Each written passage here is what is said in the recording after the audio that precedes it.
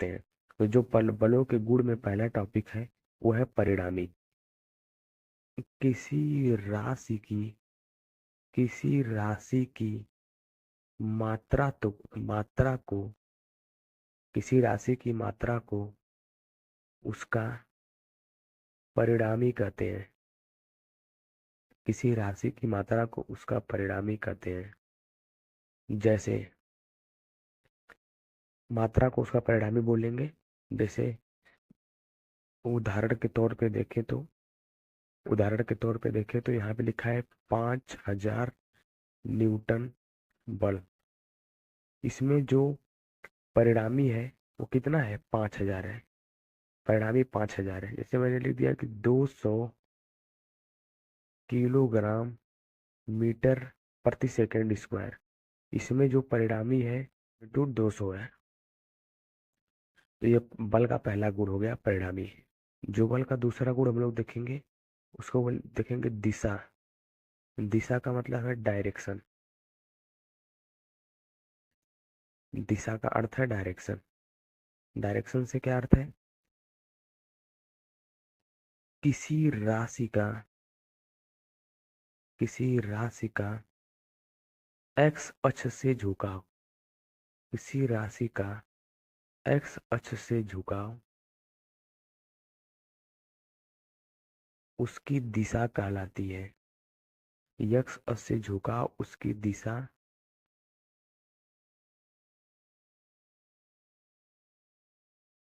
दिशा कहलाती है। इसे थीटा से प्रदर्शित करते हैं। इसे थीटा से प्रदर्शित करते हैं।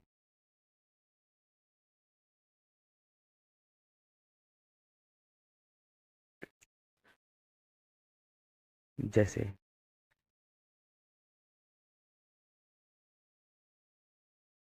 उदाहरण के तौर पे देखें तो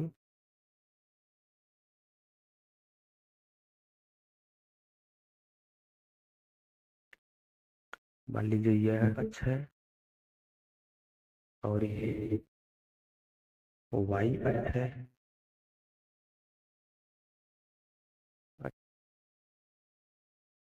तो यदि कोई बल ऐसे लग रहा है तो एक्स अक्ष के साथ उसका जो झुकाव होगा, एक्स अक्ष से जो झुकी होगी, ये एक्स अक्ष से झुकी हुई जो है उसी को ही हम लोग बोलते हैं थीटा। उसी को ही बोला जाता है थीटा। तो एक्स अक्ष से झुकाव को ही हम लोग कहेंगे थीटा। ठीक है। यदि यदि यदि झुकाव एक्स अक्ष से एंटी क्लॉकवाइज हो।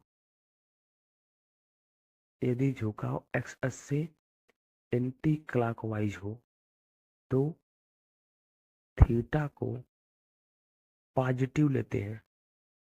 थीटा को पॉजिटिव मानते हैं। तो थीटा को पॉजिटिव मानते हैं। जैसे यहाँ से ये एंटी क्लॉकवाइज। एंटी क्लॉकवाइज किसे कहते हैं, जैसे ये घड़ी है। घड़ी में यहाँ लिखा होता है 12, यहाँ पे 3, यहाँ पे 6, यहाँ पे 9। तो घड़ी की सुई ऐसे चलती है। अगर घड़ी की दिशा में कोई वस्तु घूमेगी तो उसको बोलेंगे क्लॉकवाइज। घड़ी की सुई के विपरीत दिशा में घूमेगी तो उसको बोलेंगे एंटी क्लॉकवाइज। तो ये जो यहाँ से थीटा हम लोगों ने लिया है एक्स अक्ष से एंटी क्लॉकवाइज दिशा में लिया है, विपरीत दिशा में लिया, घड़ी के चलने की विपरीत दिशा में लिया है। ठीक है। उसी प्रकार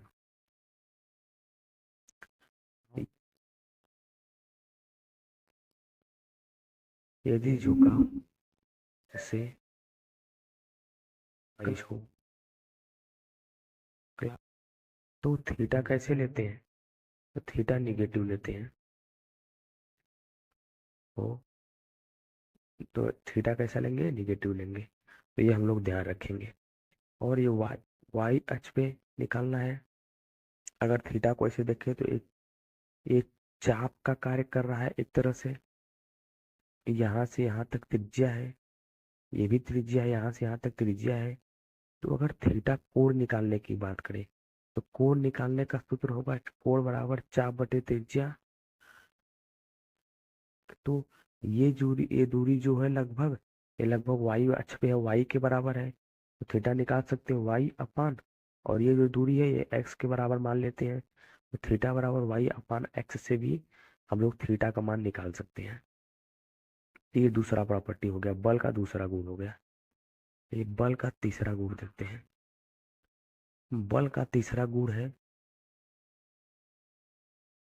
बल की प्रकृति। बल की प्रकृति बल का तीसरा गुण है। प्रकृति को बोलते हैं सेंस। किसी पिंड पर किसी पिंड पर लगने वाले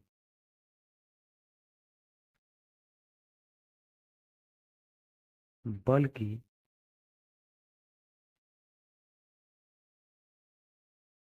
दिशा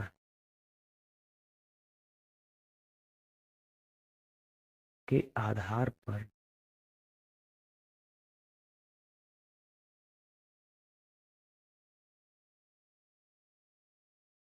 प्रकृति दो प्रकार की होती है।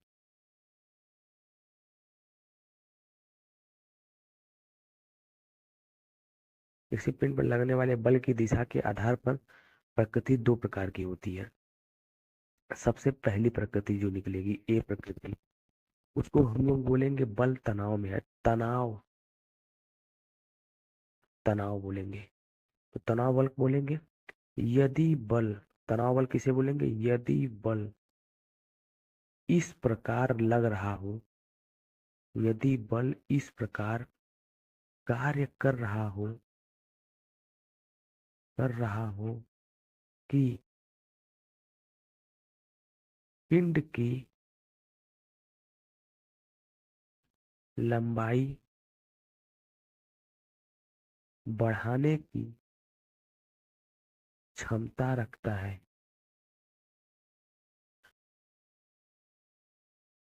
तो उसे तनाव बल तनाव बल या टेंशन फोर्स तो उसे तनाव बल या टेंशन फोर्स कहते हैं। जैसे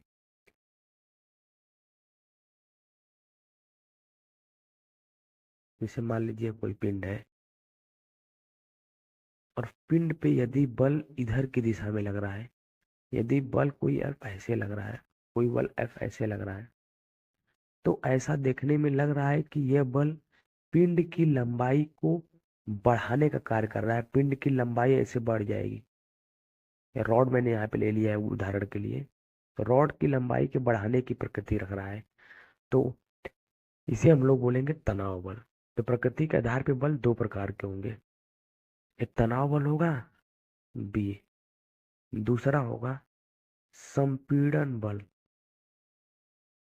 संपीड़न संपीड़न को ही इंग्लिश में बोलेंगे कंप्रेशन। कंप्रेशन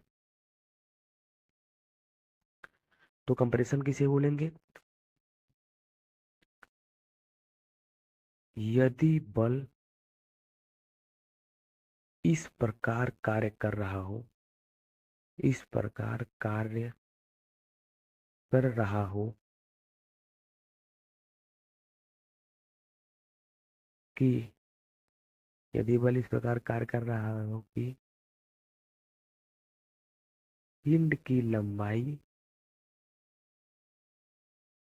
घटाने की क्षमता रखता हो, घटाने की क्षमता रखता हो, की क्षमता रखता हो, तो उसे संपीड़न बल तो उसे संपीड़न बल या संपीड़न कहते हैं। तो उसे संपीड़न बल या संपीड़न कहते हैं।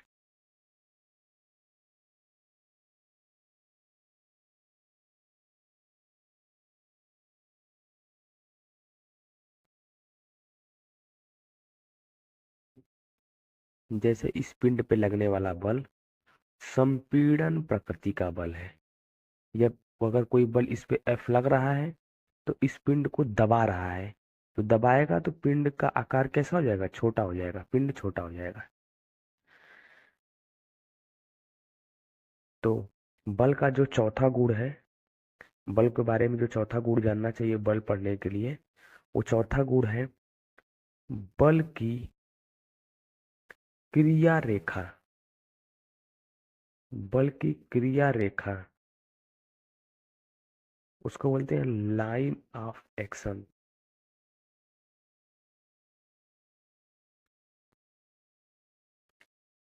क्रिया रेखा को बोलते हैं लाइन ऑफ एक्शन। तो बल की क्रिया रेखा किसे कहते हैं?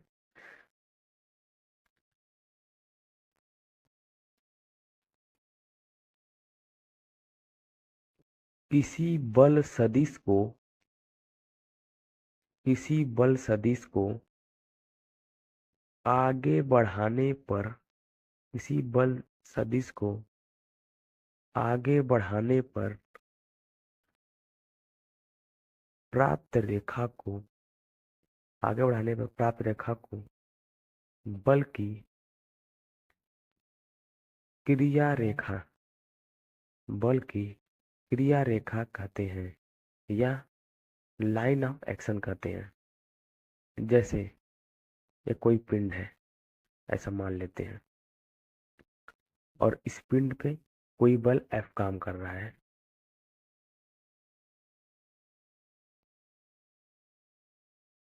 इस पिंड पे कोई बल F काम कर रहा है, ऐसे।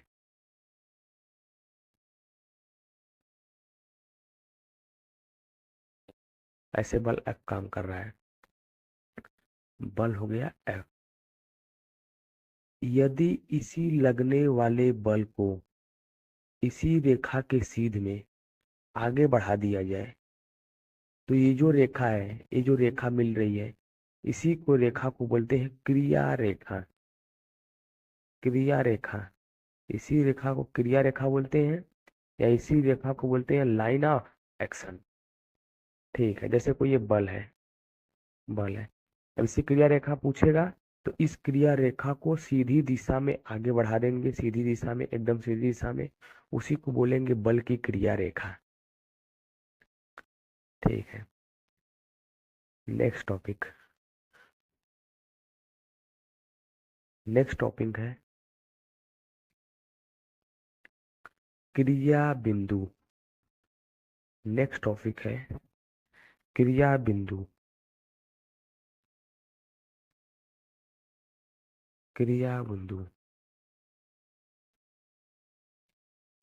वह बिंदु, वह बिंदु जहां पर बल कार्य कर रहा हो, उसे क्रिया बिंदु, उसे क्रिया बिंदु कहते हैं। कोई भी ऐसा बिंदु जहां पे बल काम कर रहा है उसी को बोलते हैं क्रिया बिंदु। जैसे कोई पिंड है, ऐसा पिंड हमें दे दिया और इस पे कोई बल कार्य कर रहा है, जैसे मैंने ले लिया ये बल, ये बल F काम कर रहा है इस पे, तो ये जो बिंदु होगा, जिस बिंदु पे लगा है, यही बिंदु हो जाएगा क्रिया बिंदु। क्रिया बिंदु, ठीक है। क्रिया बिंदु को ही इंग्लिश में बोलते हैं पॉइंट ऑफ एप्लीकेशन।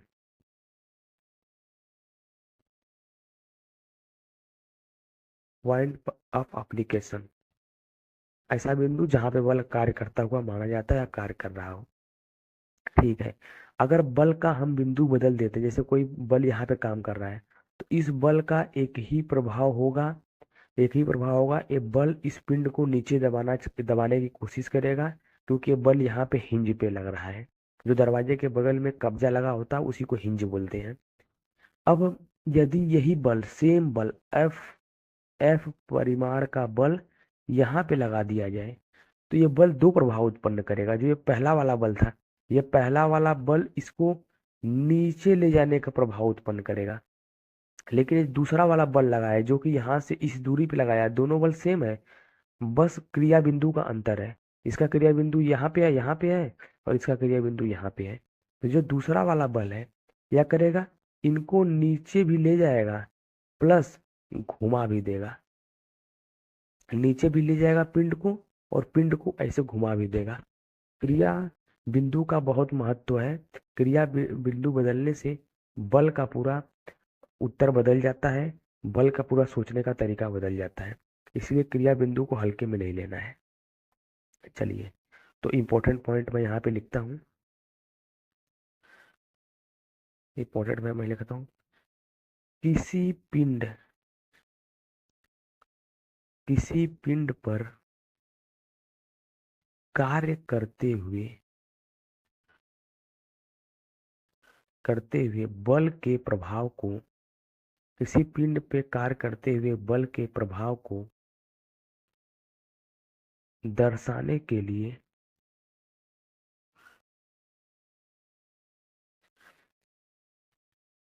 कम से कम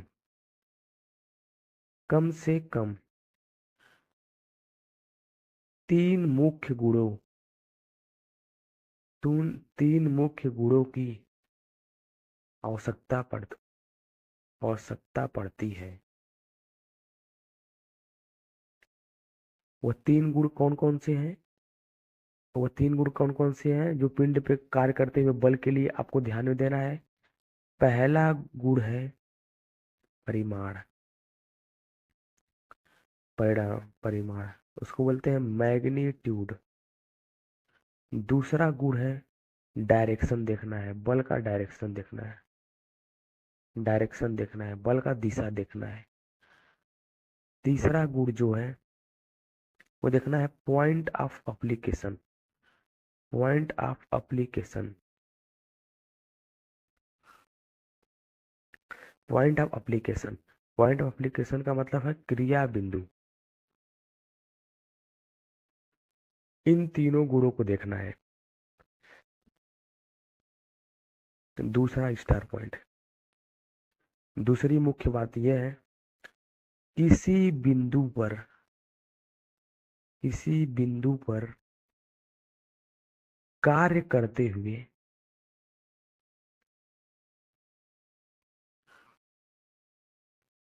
बल के प्रभाव को दर्शाने के लिए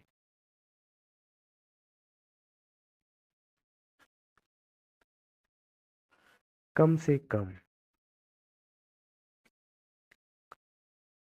दो गुणों की आवश्यकता पड़ती है। वो दोनों गुण कौन कौन से हैं? पहला गुण है मैग्नीट्यूड, दूसरा गुण है डायरेक्शन। तो पहला गुण हो गया परिमाण, दूसरा गुण हो गया दिशा। अभी प्रश्न पूछता है कि दो ही गुणों की आवश्यकता क्यों पड़ रही है, तीसरे गुण की आवश्यकता क्यों नहीं पड़ रही है? तो उसका आंसर ये है कि तीसरे गुण की आवश्यकता इसलिए नहीं पड़ रही है कि यहाँ पे लिखा था पिंड।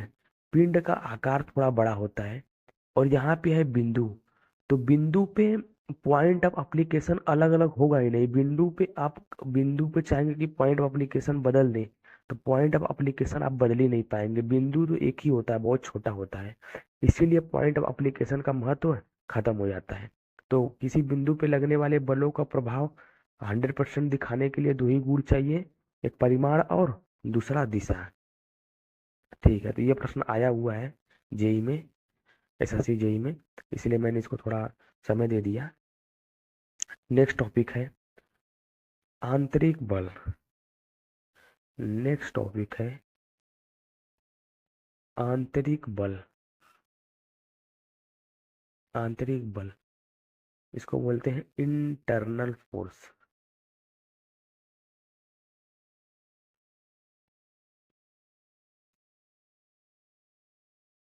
इंटरनल फोर्स किसे कहते हैं?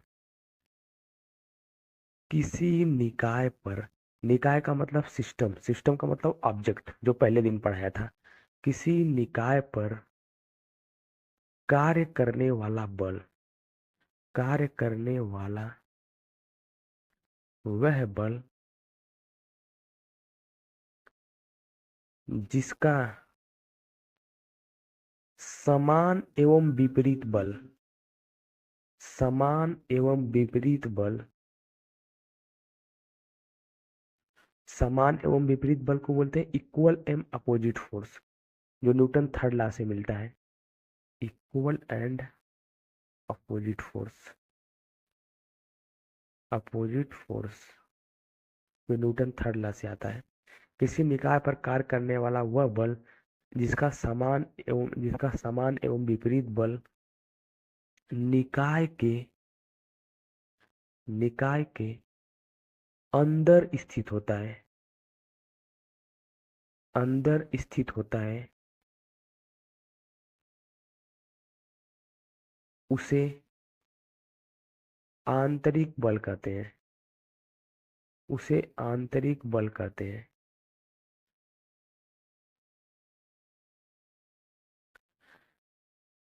उदाहरण,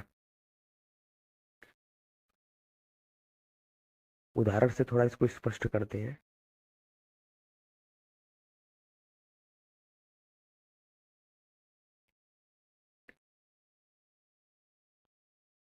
जैसे ये कोई एक कमरा मैं बना रहा हूँ, कोई एक कमरा बना रहा हूँ मैं, ऐसे रूम बना रहा हूँ, रूम बना दिया।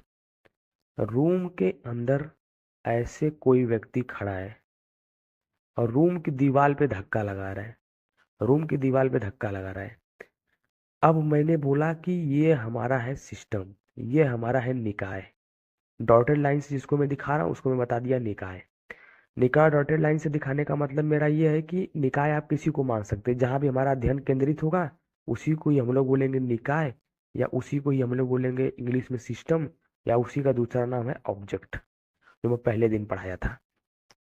तो जो जिसको हम निकाय मान रहे हैं, और जो बल लगाने वाला व्यक्ति है, कि दीवार पे बल लगाएगा यहाँ पे, तो जब ये व्यक्ति दीवार पे बल लगाएगा तो दीवार भी व्यक्ति पे उतना ही बल इक्वल और अपोजिट दिशा में लगाएगी, इसलिए इस बल को हम लोग बोलेंगे आंतरिक बल। ठीक है, सेकेंड एग्जांपल में लेता हूँ। जैसे ऐसे कोई बीम बना दिया मैं,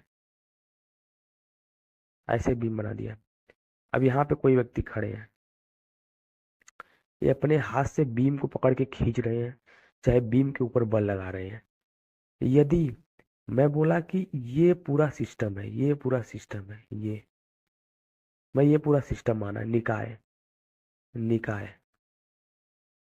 तो वस्तु जितना बल ये बीम के ऊपर लगाएंगे, जितना बल बीम के ऊपर लगा के इधर खींचेंगे, उतने बल से बीम इनको इधर खींचेगा। इक्वल और अपोजिट फोर्स न्यूटन के थर्ड लॉ से F1 बराबर -F2 से। तो इस तरह से लगने वाले बल को हम लोग बोलेंगे आंतरिक बल। आंतरिक बल क्यों बोल रहे हैं, क्योंकि ये निकाय के अंदर है, इसका इक्वल और अपोजिट फोर्स, दोनों का इक्वल और अपोजिट फोर्स निकाय के अंदर है। अभी आप बोलेंगे सर अगर हम सिस्टम इसको मान ले तो ये तो निकाय के बाहर हो जाएगा, तो हाँ, तो निकाय के बाहर हो जाएगा तो बाहुबल हो जाएगा। सिस्टम मानने पर ही आंतरिक बल एवं बाहुबल निर्भर करता है। अगर आप सिस्टम ऐसा मान लेंगे जिसमें बल का इक्वल और अपोजिट दोनों, एक अंदर हो एक बाहर हो, तो उसको बाहुबल बोल देंगे, जो बाहर होगा उसको बाहुबल बोल देंगे। ठीक है, जैसे दूसरा एग्जाम्पल, जैसे कोई बम है, थर्ड एग्जाम्पल जैसे है, ये बम है, बम के अंदर बारूद भरा था, बारूद पे आपने कोई क्रिया किया, बारूद कैसे जमीन पे पटक दिया, बारूद कैसे जमीन पे पटक दिया, बम को जमीन पे पटक दिया। तो बम को जमीन पे पटकने के बाद बम के अंदर एक कुछ रासायनिक क्रिया होगी, बम के अंदर रासायनिक क्रिया होने के बाद ये अंदर से ये इधर भाग जाएगा, ये वाला इधर बम भाग जाएगा, तो फूड के इधर चला जाएगा, ये फूड के इधर चला जाएगा। इसमें दो इक्वल और अपोजिट फोर्स आएंगे, इसमें भी दो इक्वल अपोजिट फोर्स आएंगे, इसीलिए इसको हम बोलेंगे बम के अंदर भी कौन सा बल लग रहा है, आंतरिक बल लग रहा है। तो ये हो गया आंतरिक बल का परिभाषा। तो आंतरिक बल हमारे निकाय मानने पर ही निर्भर कर रहा है। निकाय के अंदर अगर बल है तो उसको हम लोग बोलेंगे आंतरिक बल, अगर निकाय के बाहर से बल लग रहा है उसको हम लोग बोलेंगे बाह्य बल। बाह्य बल, तो नेक्स्ट हेडिंग है बाह्य बल या एक्सटर्नल फोर्स। एक्सटर्नल फोर्स,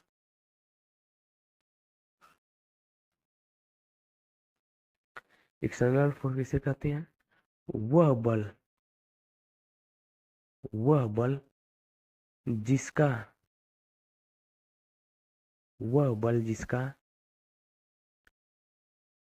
समान एवं विपरीत,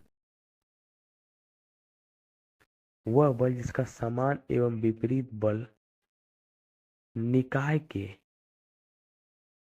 निकाय के बाहर स्थित होता है, बाहर स्थित होता है,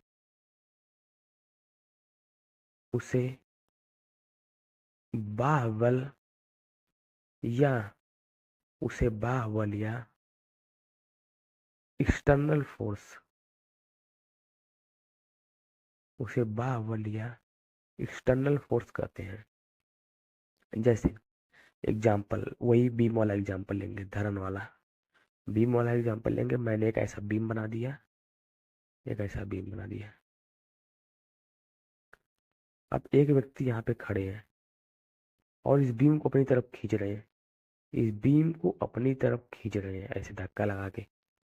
तो बीम भी, ये बीम को अपनी तरफ खींच रहे हैं, इनके हाथ से ऐसे धक्का लग रहा है, बीम को अपनी तरफ खींच रहे हैं।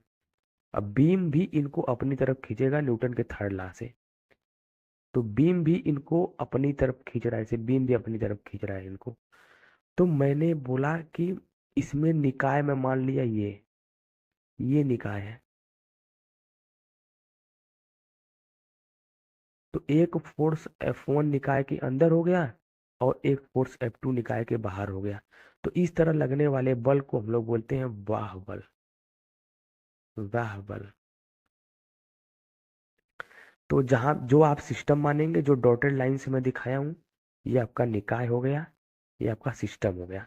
तो जो आप सिस्टम मानेंगे उसी सिस्टम के ऊपर बाह्य बल या आंतरिक बल निर्भर करेगा। नेक्स्ट हेडिंग है एक न्यूटन बल। एक न्यूटन बल किसे कहते हैं? एक न्यूटन बल किसे कहते हैं? किसी 1 किलोग्राम वस्तु का त्वरण 1 मीटर प्रति सेकेंड, 1 मीटर प्रति सेकेंड बढ़ाने के लिए किसी 1 किलोग्राम वस्तु का त्वरण 1 मीटर प्रति सेकेंड स्क्वायर बढ़ाने के लिए आवश्यक बल की मात्रा को,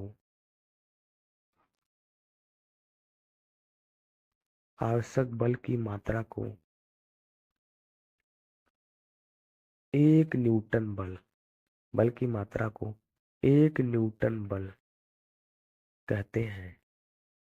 आवश्यक बल की मात्रा को 1 न्यूटन बल कहते हैं।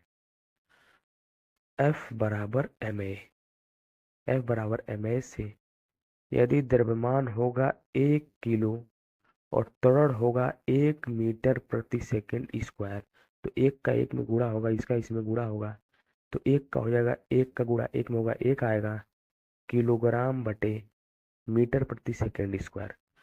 तो आपको मैंने पहले हेडिंग में बताया था, जो किलोग्राम मीटर बटे सेकेंड स्क्वायर होता है इसी को बोलते हैं न्यूटन, इसी को बोलते हैं न्यूटन।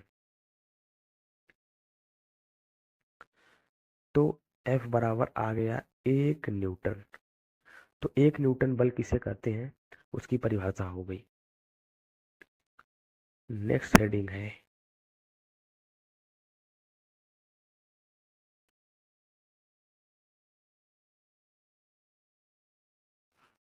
नेक्स्ट हेडिंग है 1 किलोग्राम फोर्स, इसको बोलते हैं kgf, 1 kgf। 1 किलोग्राम फोर्स किसे कहते हैं? लिखोगे किसी पिंड का, किसी 1 किलोग्राम, किसी 1 किलोग्राम, 1 किलोग्राम का मतलब है 1 केजी। किसी 1 केजी,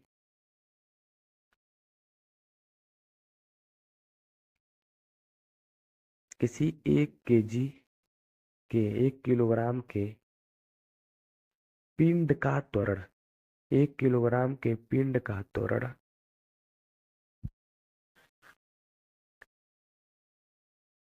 9.81 मीटर प्रति सेकंड स्क्वायर बढ़ाने के लिए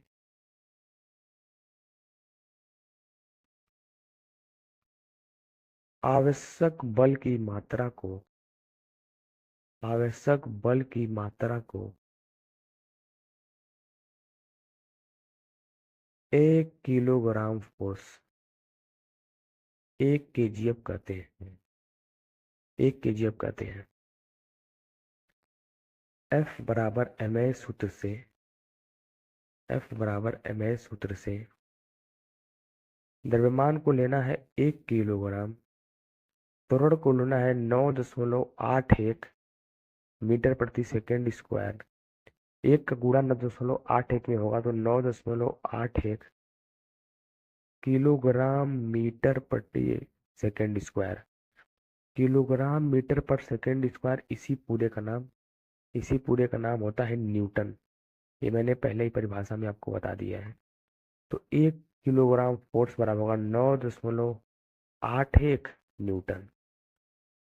तो 1 केजीएफ बराबर जो आता है वो आता है 9.81 न्यूटन।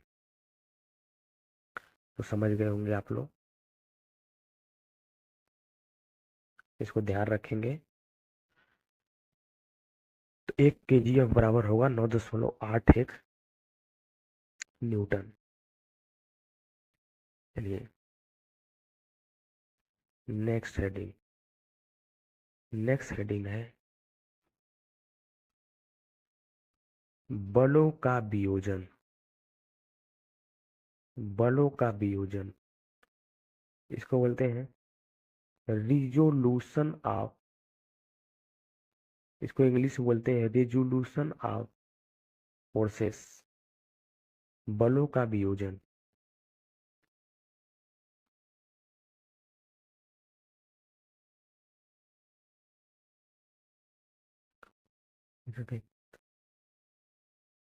जब बल, जब बल किसी कोण, किसी कोण थीटा पर कार्य कर रहा हो तो, कर रहा हो तो इसके क्षैतिज एवं ऊर्ध्वाधर, इसके क्षैतिज एवं, इसके क्षैतिज एवं ऊर्ध्वाधर, ऊर्ध्वाधर प्रभाव देखने के लिए, क्षैतिज एवं ऊर्ध्वाधर प्रभाव देखने के लिए बल को 2 भागों में बांटा जाता है, 2 भागों में बांटा जाता है, जिसे बलों का वियोजन कहते हैं, जिसे बलों का वियोजन कहते हैं। अब पहले भाग को बोलते हैं बल, बल की दिशा में लगने वाले बल को बोलते हैं क्षैतिज बल। दूसरा हर बल की दिशा में लगने वाले बल को बोलते हैं ऊर्ध्वाधर बल। क्षैतिज बल को Fx से प्रदर्शित करते हैं, ऊर्ध्वाधर बल को Fy से प्रदर्शित करते हैं।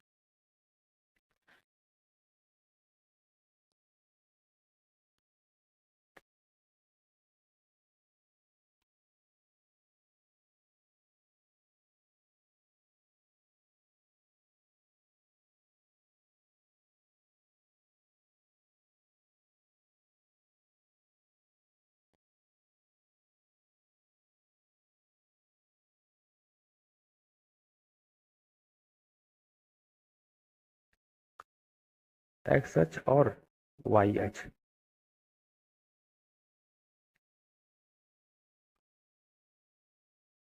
यहाँ पे कोई बल एफ कार्य कर रहा है, कोई बल एफ कार्य कर रहा है का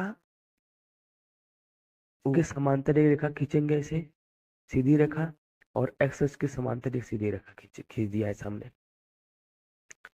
तो एच का जो एफ बल लगा है, इसका इस दिशा में क्षैतिज दिशा में प्रभाव देखने के लिए, क्षैतिज दिशा में प्रभाव देखने के लिए एफ को क्षैतिज दिशा में हम लोग बांटेंगे, दो भागों में बांटेंगे, एक क्षैतिज दिशा में और एक ऊर्ध्वाधर दिशा में।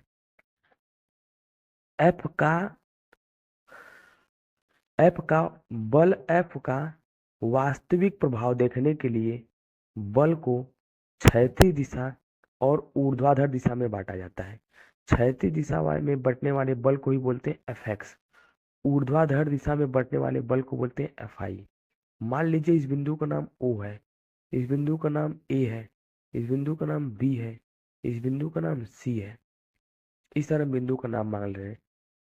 तो सबसे पहले बोल रहा हूँ त्रिभुज, त्रिभुज देखेंगे सबसे पहले। त्रिभुज ओ ए बी में, त्रिभुज ओ ए बी में, त्रिभुज में यहाँ छोटा सा बना दे रहा हूँ समझने के लिए। त्रिभुज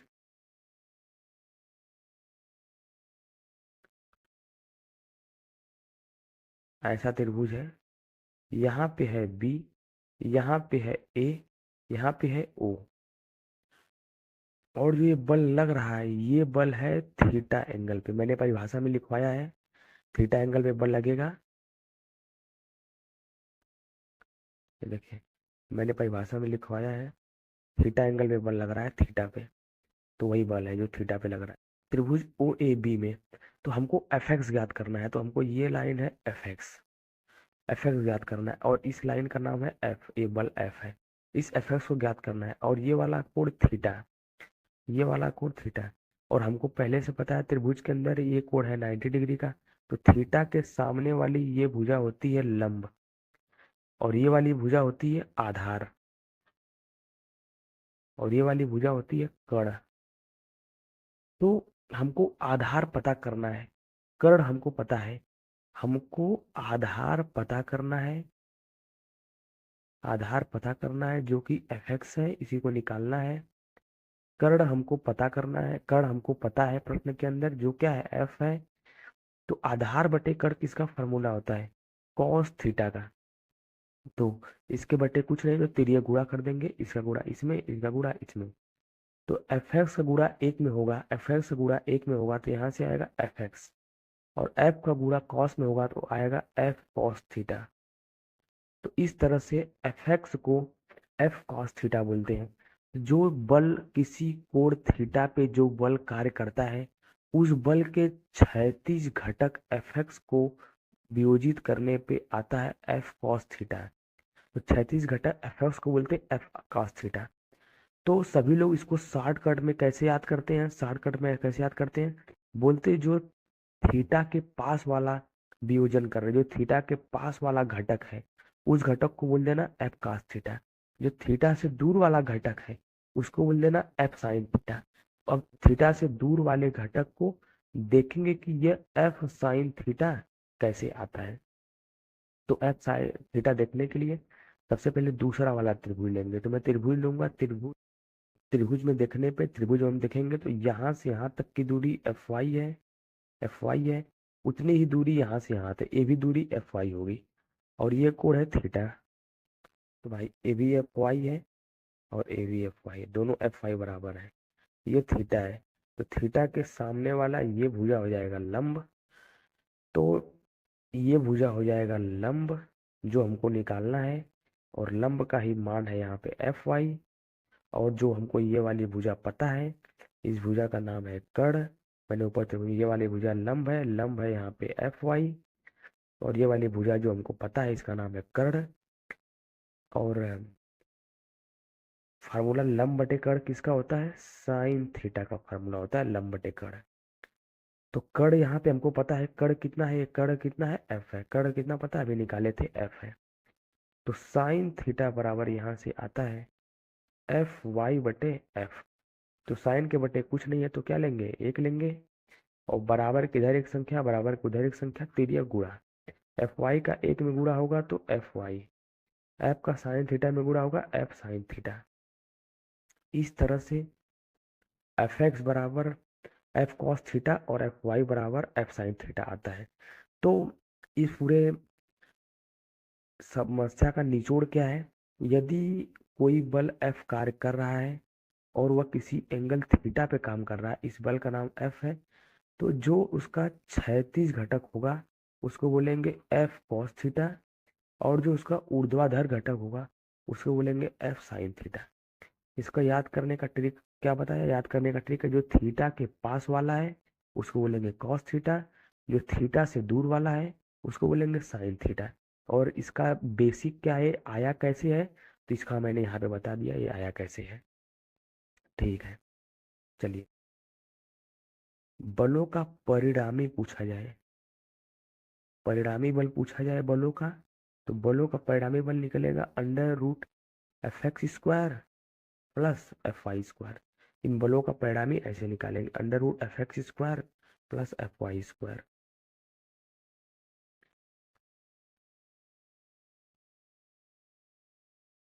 ठीक है, और अगर बलों की दिशा के बारे में बात करें,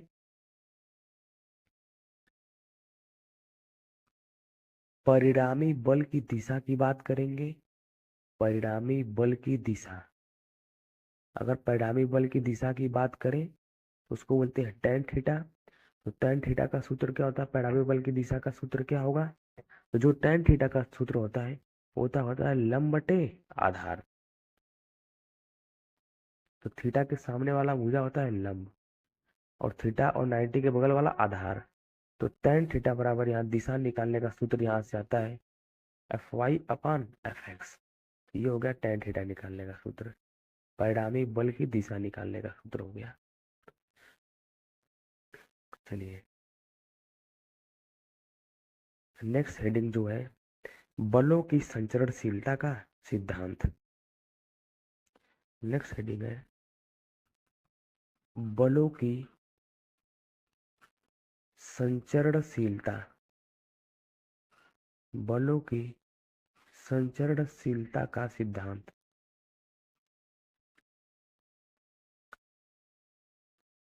बलों की संचरणशीलता का सिद्धांत,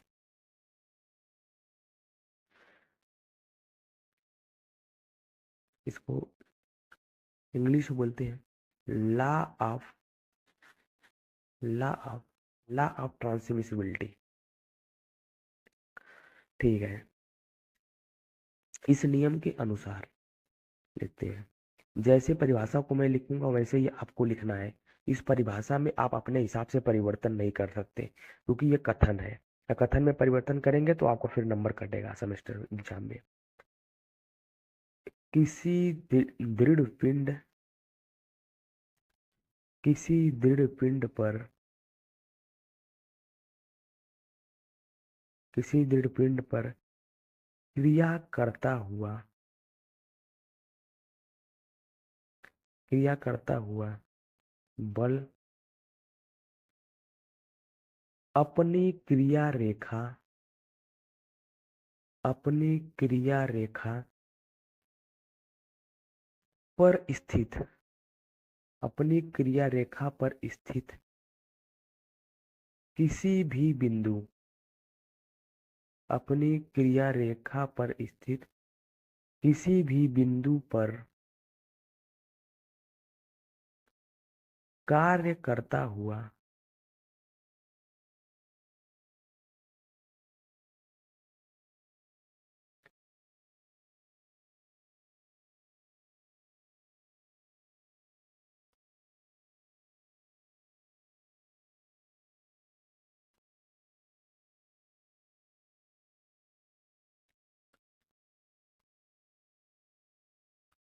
किसी भी बिंदु पर जो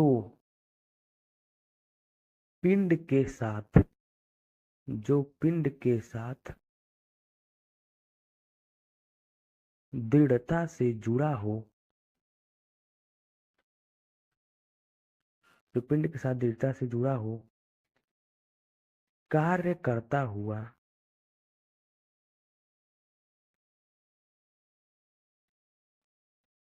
करता हुआ माना जा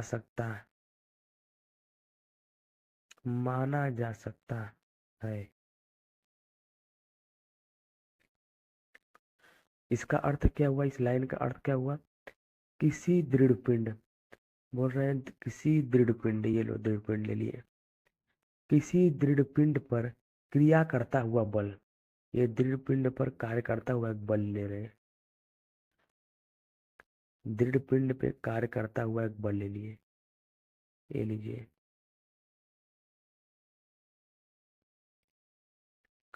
दृढ़ पिंड का एक बिंदु है, दृढ़ पिंड पे कार्य करता हुआ एक बल ले लीजिए ऐसे, दृढ़ पिंड पे कार्य करता हुआ बल एक हो गया, ये बिंदु ओ है, इस बिंदु ओ पे कार्य करता हुआ एक बल हो गया ओ ए।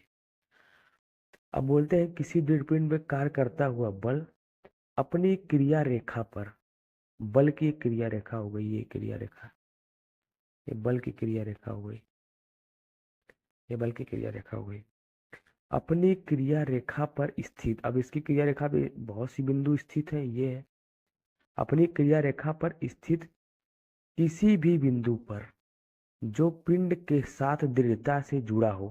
अब बाहर वाला बिंदु नहीं लेना है, जो पिंड के साथ दृढ़ता से जुड़ा है उसी बिंदु पर कार्य करता हुआ माना जा सकता है।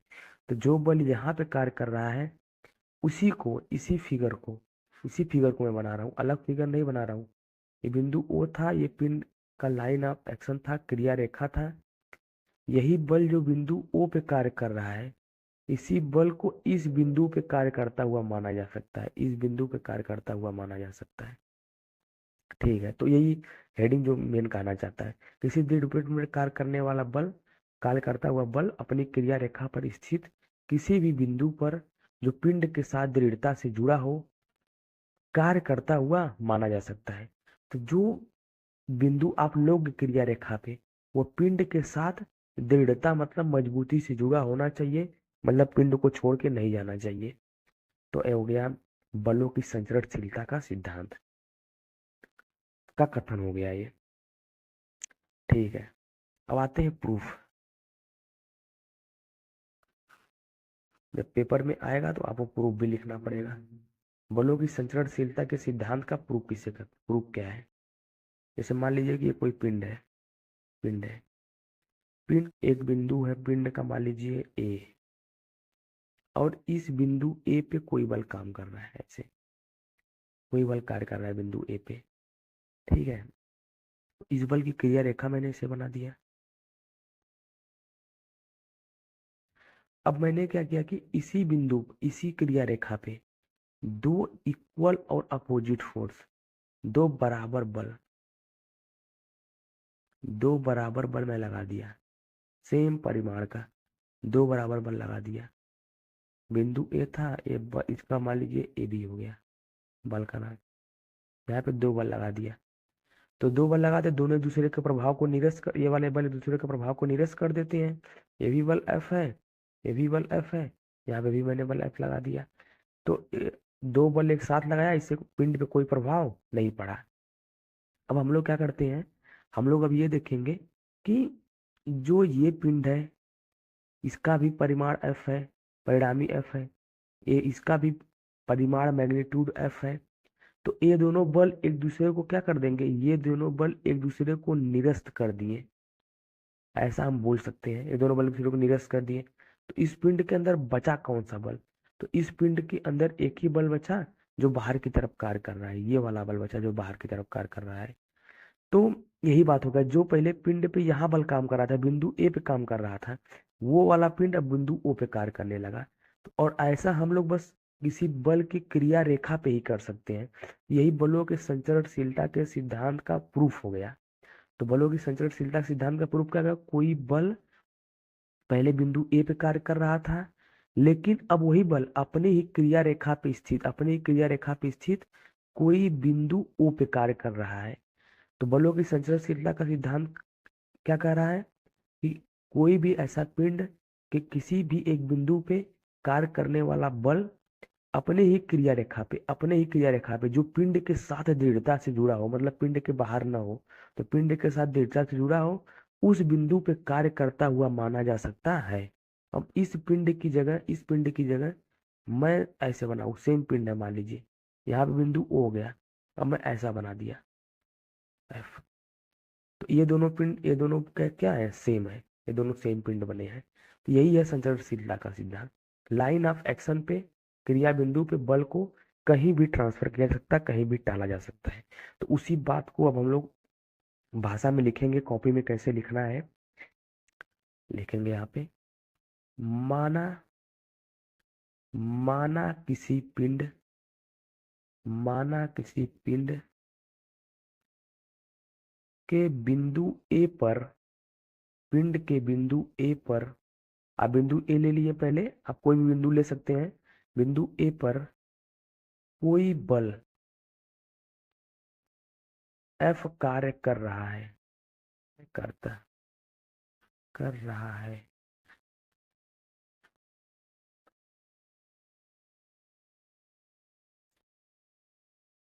तथा तथा इस बल की क्रिया रेखा, इस बल की, इस बल की क्रिया रेखा पर, इस बल की क्रिया रेखा पर स्थित बिंदु O पर दो समान परिमाण, दो समान परिमाण, दो समान परिमाण तथा दो समान परिमाण तथा विपरीत दिशा वाले बल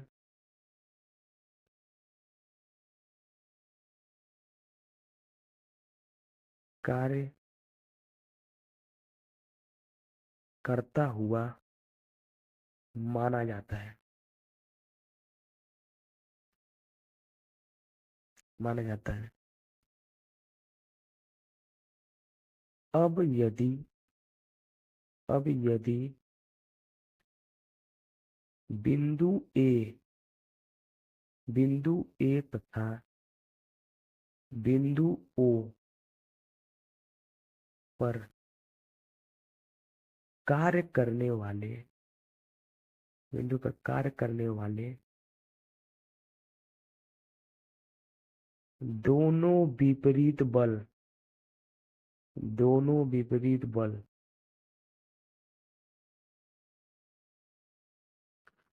एक दूसरे को निरस्त कर देते हैं तो पिंड पर एक ही बल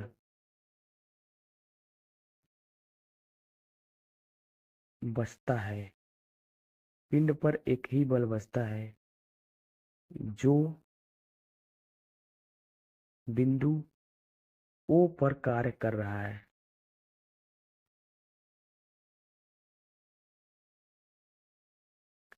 जो बिंदु O पर कार्य कर रहा है।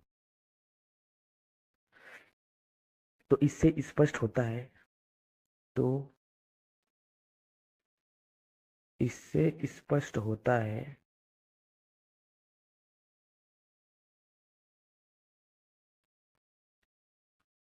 समान परिमाण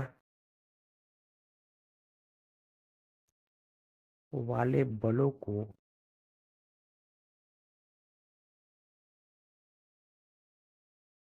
उनकी क्रिया रेखा पर कहीं भी कार्य करता हुआ माना जा सकता है। तो इस तरह से हम लोग इस स्टेटमेंट को लिख के पूरा कर दिया। स्टेटिंग है बलों की, बलों की स्वतंत्र स्वतंत्रशीलता का सिद्धांत। बलों की स्वतंत्रशीलता का सिद्धांत या बलों की स्वतंत्रता का सिद्धांत।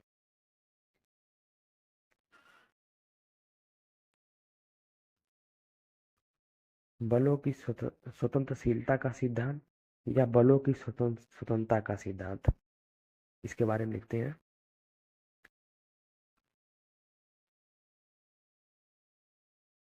यदि किसी पिंड पर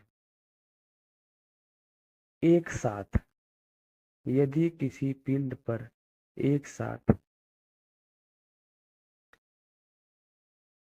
कई बल यदि किसी पिंड पर एक साथ कई बल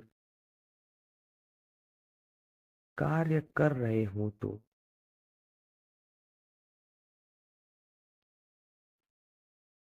कर रहे हो तो प्रत्येक कर रहे हो तो कर रहे हो तो प्रत्येक बल एक दूसरे को तो प्रत्येक बल एक दूसरे को बिना प्रभावित किए एक दूसरे को बिना प्रभावित किए वे अपना प्रभाव पिंड पर स्वतंत्र रूप से डालते हैं स्वतंत्र रूप से डालते हैं इसे ही इसे ही बलों की इसे ही बलों की स्वतंत्रशीलता इसे ही बलों की स्वतंत्रशीलता का सिद्धांत इसे ही बलों की स्वतंत्रशीलता का सिद्धांत या या बलों की स्वतंत्रता का सिद्धांत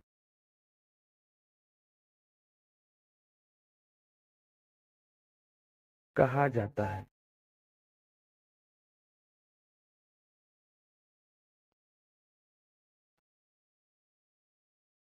जैसे कोई पिंड है जैसे कोई पिंड है एक पिंड पे एक साथ कई बल कार्य कर रहे हैं। ये भी बल कार्य कर रहा है F1, ये बल कार्य कर रहा है F2, ये बल काम कर रहा है F3, ये बल काम कर रहा है F4। इस तरह से किसी पिंड पे एक साथ कई बल कार्य कर रहे हैं। यह है बॉडी। बॉडी मतलब पिंड है। F1 F3 F4 कई बल कार्य कर रहे हैं। तो प्रत्येक बल एक दूसरे को बिना प्रभावित किए अपना प्रभाव पिंड पर स्वतंत्र रूप से डालते हैं। इसका कहने का मेन मतलब यह है कि जो F1 है यह F4 को प्रभावित नहीं करेगा, जो F2 है वह इन तीनों को प्रभावित नहीं करेगा, जो F4 है वह इन तीनों को प्रभावित नहीं करेगा। कोई भी एक दूसरे को प्रभावित किए बिना अपना प्रभाव पिंड पे डालेंगे। जैसे F1 यहाँ पे डालेगा, F2 यहाँ पे डालेगा, F3 यहाँ पे डालेगा, F4 यहाँ पे डालेगा। बिना एक दूसरे को प्रभावित किए अपना प्रभाव पिंड पे स्वतंत्र रूप से डालते हैं। इसे ही बलों का स्वतंत्रशीलता का सिद्धांत करते हैं या बलों की स्वतंत्रता का सिद्धांत करते हैं। तो इस तरह से यह इस चैप्टर का आखिरी हेडिंग था और इसमें बस अब कुछ बातें देखेंगे थोड़ा सा जो क्वेश्चन सॉल्व करते हुए पैमाने में मदद करता है। जैसे कहीं पे लिखा है 10 घाते -3। तो 10 घाते -3 का अर्थ होता है मिली और उसको प्रदर्शित करते हैं m से। तो भी लिखा है 10 घाते -6। तो 10 घाते -6 का मतलब होता है माइक्रो और उसे म्यू से प्रदर्शित करते हैं। यहाँ भी लिखा है 10 घाते -9। तो 10 घाते -9 का मतलब होता है नैनो। इसे स्मॉल एन से प्रदर्शित करते हैं। कहीं पे लिखा है 10 घाते -12। 10⁻12 का अर्थ होता है पीको। 10⁻12 का अर्थ होता है पीको, और इसे पी से प्रदर्शित करते हैं। 10⁻15 का अर्थ होता है फेम्टो, और इसे 10⁻15 का अर्थ होता है फेम्टो, और इसे स्मॉल एम से प्रदर्शित करते हैं। 10⁻18 का अर्थ होता है एटो, और इसे स्मॉल ए से प्रदर्शित करते हैं। 10⁻3 का अर्थ होता है किलो, जो शॉर्टकट में बोलते हैं केजी, और इसे प्रदर्शित करते हैं के से। 10�6 का अर्थ होता है मेगा, मेगा को प्रदर्शित करते हैं एम से। कैपिटल इधर सब स्मॉल से था और इधर सब कैपिटल से है। 10�9 का अर्थ है गीगा, गीगा को प्रदर्शित करते हैं कैपिटल जी से। 10�12 का अर्थ होता है टेरा, टेरा को प्रदर्शित करते हैं कैपिटल टी से। 10�15 का अर्थ होता है पेंटा, 10�15 का अर्थ है पेंटा, और इसे प्रदर्शित करते हैं कैपिटल पी से। 10�18 का अर्थ होता है एक्सा, इसे प्रदर्शित करते हैं ई से। तो इस तरह से हम लोग नोटेशन यूज करते हैं, मैंने यहाँ पे लिख दिया। अब इस नोटेशन का अर्थ क्या है, जैसे मैं बोलूँ कि 1 किलोमीटर, 1 किलोमीटर में कितना मीटर होगा, 1 किलोमीटर में कितना मीटर होगा। तो आप बोलेंगे किलो, तो किलो का मतलब होता है 1000, किलो का मतलब होता है 10⁻3, तो 10⁻3, और 10⁻3 का मतलब कितना होता है 1000, तो आप बोलेंगे 1 किलोमीटर बराबर 1000 मीटर। उसी तरह मैं बोलूँ 1 माइक्रो सेकेंड, 1 माइक्रो सेकेंड में कितना सेकंड होगा, तो बोलोगे माइक्रो, तो माइक्रो ढूंढेंगे, ये माइक्रो। तो 1 माइक्रो सेकेंड में आप बोलोगे 10⁻6 सेकेंड। यदि मैं आपसे प्रश्न करूं, आपसे पूछूं कि 1 गीगा पास्कल, 1 गीगा पास्कल, ये गीगा पास्कल में कितना पास्कल हुआ, तो आप बोलोगे 10⁻9, गीगा का होता है 10⁻9, तो 1 गीगा पास्कल में 10⁻9 पास्कल।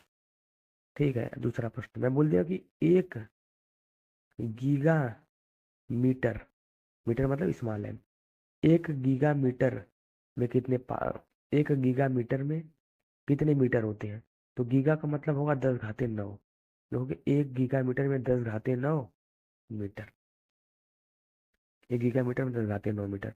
तो इस तरह से किसी भी राशि को आप लोग चेंज कर सकते हैं। जैसे मैं बोल दिया कि 1 पिको सेकेंड, 1 पिको सेकेंड में कितना सेकंड, तो आप लोग पिको का मतलब 10⁻−12, तो 1 पिको सेकेंड में 10⁻−12 सेकंड होगा। तो इन सब का यूज होगा क्वेश्चन सॉल्व करते हुए पैमाना पैमाने के लिए।